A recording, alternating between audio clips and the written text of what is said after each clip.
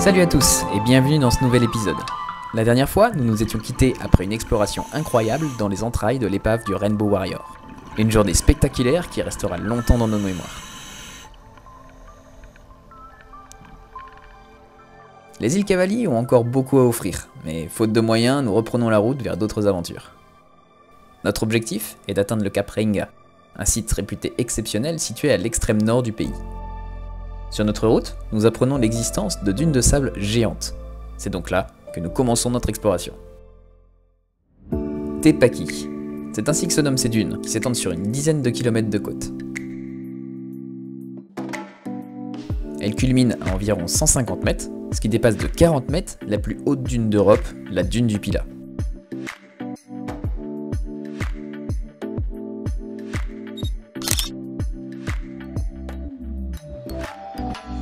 Après avoir profité de ce magnifique panorama, nous redescendons en direction de la route qui mène à la mer.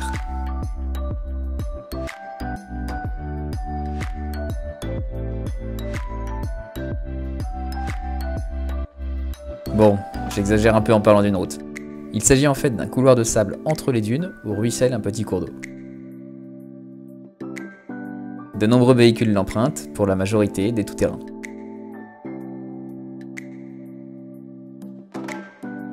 Des bus chargés de touristes proposent aussi de traverser la zone avec plus ou moins de succès.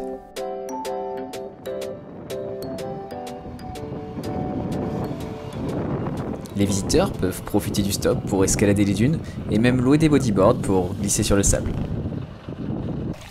J'avoue que ça a l'air marrant. Faire des glissades à toute vitesse pour finir la tête dans le sable, il y a moyen de bien rigoler. Mais remonter le cours d'eau à pied nous a donné une toute autre idée.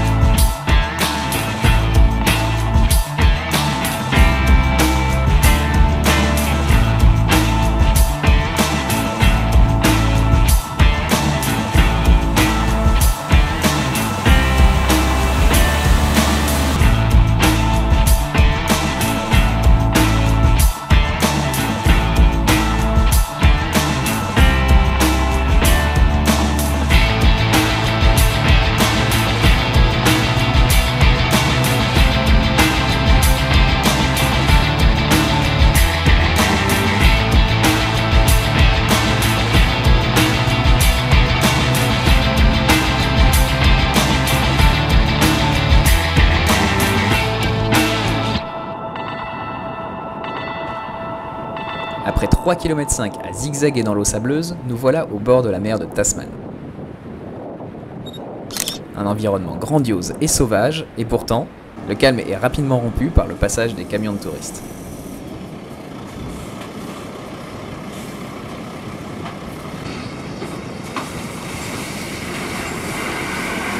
Ils profitent de la marée basse pour emprunter la mythique plage de l'extrême nord néo-zélandais, la 90 Mile Beach. Une route officielle et totalement insolite, mais nous y reviendrons un peu plus tard.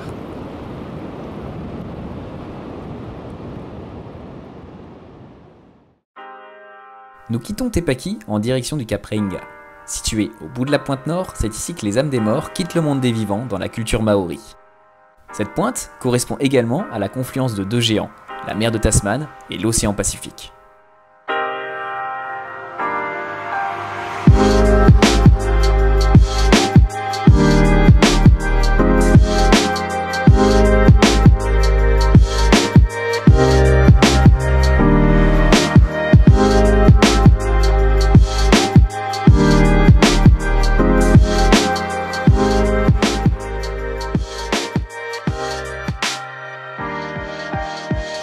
Depuis 1941, c'est un petit phare au grand rôle qui se dresse sur la pointe du cap. Connue pour ses forts courants, la zone est particulièrement dangereuse à la navigation, et pour cause. Les eaux de la mer de Tasman et de l'océan Pacifique se rencontrent là, sous nos yeux, et donnent naissance à des courants d'une violence extraordinaire. Cette vision impressionnante me rappelle un autre lieu tout aussi exceptionnel. Certains l'auront reconnu, c'est bien le Ratsin, à la pointe de la Bretagne.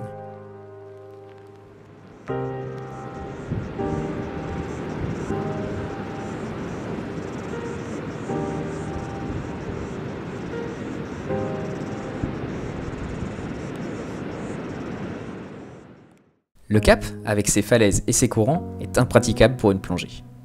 En revanche, la petite baie où nous venons de passer la nuit semble prometteuse.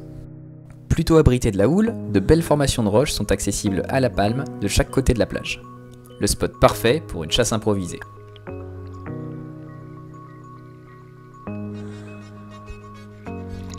Après avoir passé la barre à la nage, nous décidons de longer le bord sur la droite. La zone n'est pas très profonde et très rapidement sableuse dès qu'on s'éloigne des roches. J'effectue ma première apnée sur un petit îlot d'algues à quelques dizaines de mètres du bord.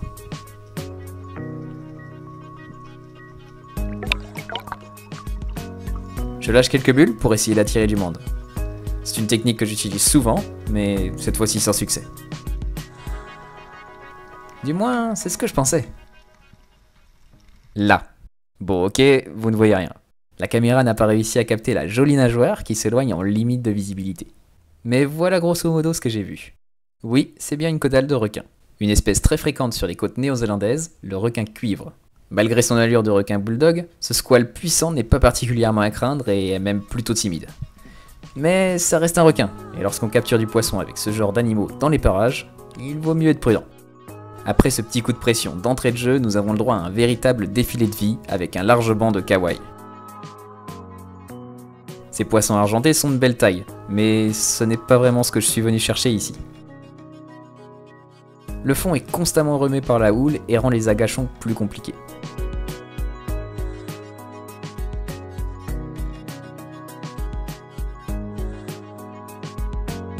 Après de nombreux passages de kawaii, je finis par trouver un peu de mange en bordure de sable. Les animaux ne sont pas stressés et nagent librement dans la colonne d'eau. C'est pas vraiment bon signe pour moi puisque c'est leur prédateur que je traque.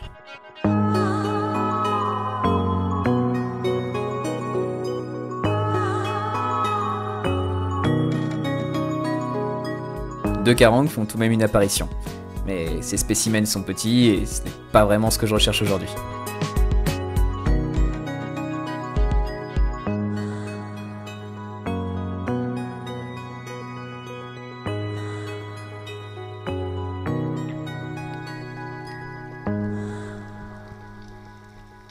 Les apnées s'enchaînent, mais pas l'ombre d'un beau prédateur à capturer.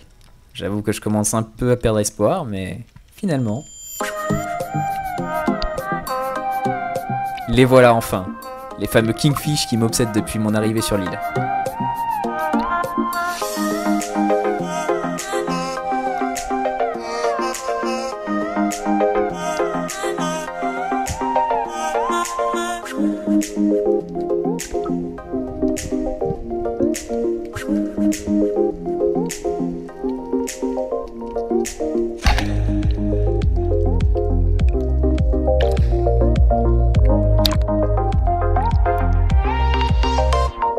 Eh oui, j'ai bel et bien loupé comme un bleu. Je me suis beaucoup trop laissé distraire par le vent et j'ai tenté un tir alors que la cible était largement hors de portée. On ne recharge pas une bête pareille en 30 secondes, mais par chance, les kingfish ont décidé d'être très curieux aujourd'hui.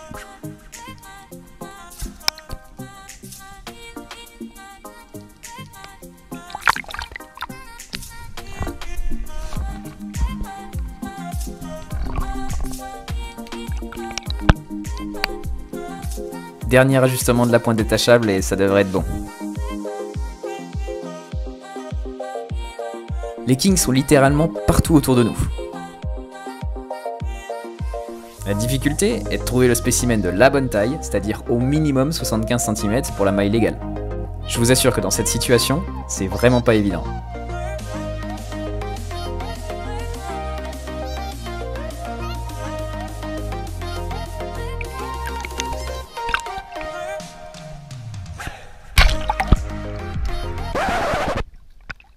Eh non, toujours pas. Hein. Après avoir enfin repéré une cible, j'ai voulu retenter un tir de la surface. C'était clairement une grosse erreur.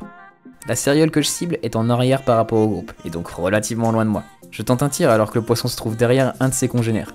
Bref, encore une fois, mauvais jugement de portée. L'animal se décroche immédiatement, la pointe l'a certainement tout juste écorché. Je vous laisse imaginer dans quel état de frustration et d'énervement je me trouve après avoir loupé ces deux tirs immanquables.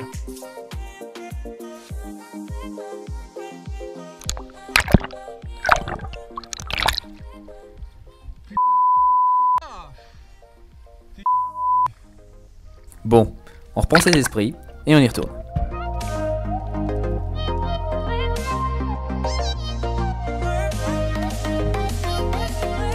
Les kawaii ont à nouveau envahi la zone. Et puis finalement, en insistant un peu, revoilà les céréales.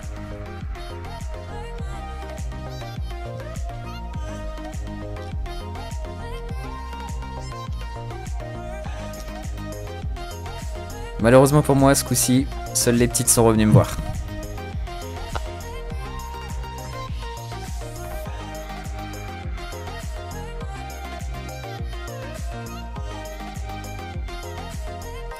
Je continue désespérément les apnées, mais la marée descendante trouble l'eau et les céréales semblent avoir déserté la zone.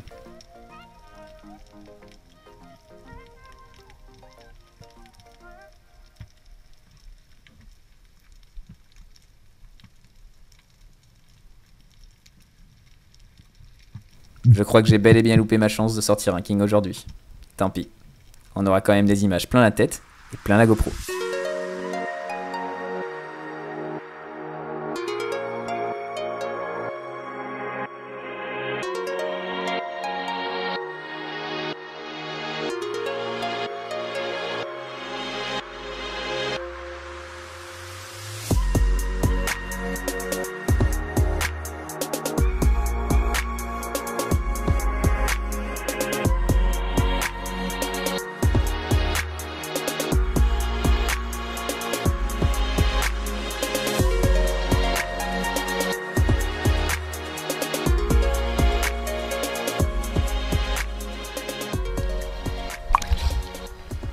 Ça, il y a une langouste.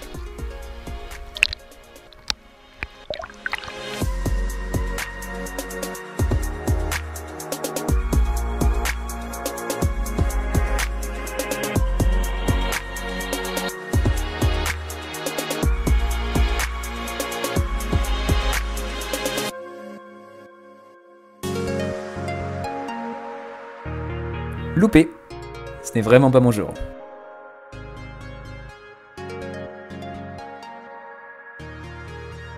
C'est en faisant une seconde descente que je m'aperçois que l'animal est encore là. Son trou est ensablé et la langouste ne peut pas reculer.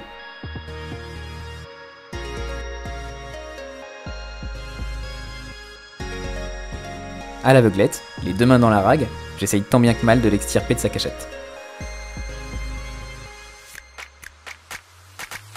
Yes! Le dîner de ce soir est enfin assuré.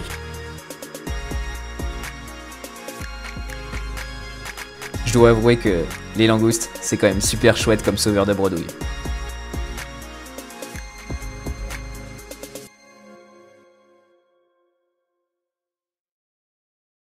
Notre virée dans le Grand Nord touche à sa fin. Nous reprenons la route, mais pas n'importe laquelle. Nous voilà sur la fameuse 90 Miles Beach.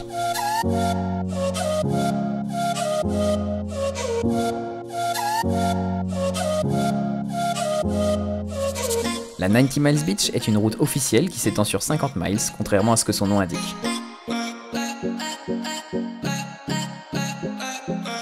L'erreur d'estimation vient du fait qu'autrefois, la distance fut déduite du temps que des chevaux ont mis à la parcourir. Ce qui a été omis dans les calculs, c'est qu'un cheval se déplace beaucoup moins vite sur du sable.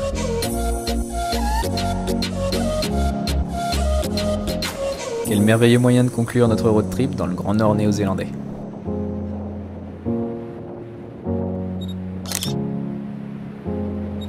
On entend souvent dire que l'île du Nord est moins impressionnante que l'île du Sud. Si c'est vraiment le cas, on a hâte de voir ça.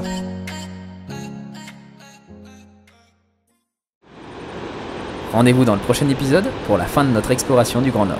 On découvre les kaoris géants et l'océan nous offre un spectacle mémorable.